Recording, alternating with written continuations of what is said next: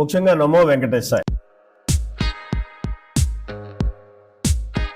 Photo పెట్టుకొని మీరు వ్యాపారం మీరు చేసుకోండి. ఆలయం కొబ్బరి నమూనా పెట్టి వ్యాపారం నమూనా కాదు మీరు ఎలాగవద్దు.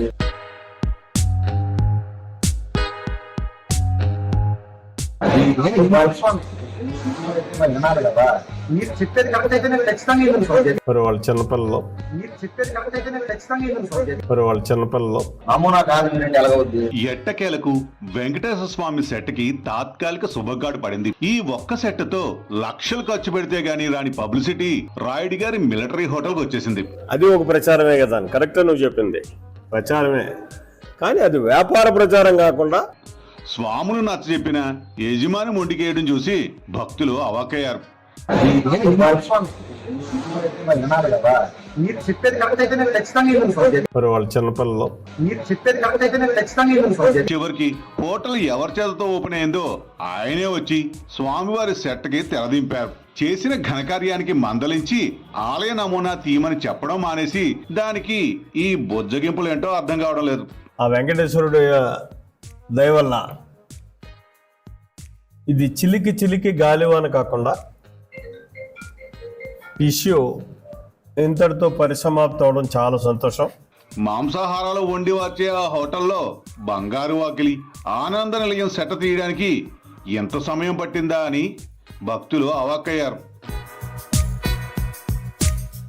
ఎందుకంటే ఓ పోటీ ప్రపంచంలో బయలుదేరింది ఇవాళ. ఆ పోటీ ప్రపంచాన్ని తట్టుకుని మనం హిందూయిజాన్ని పరిరక్షించుకోవాలి.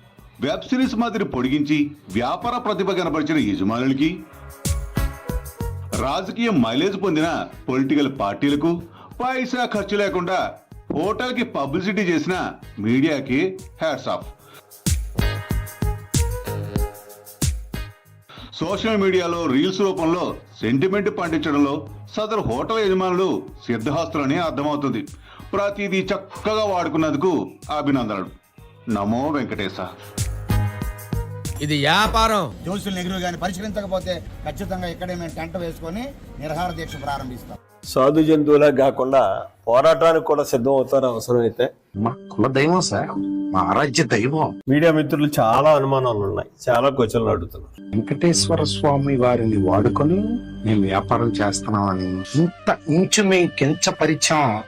అసలు మేము పరచం. నేను మరీ అంత ఎదవలా కనపడుతున్నానా? ఓ మాదిరిగా కూడా కనపడలేదా?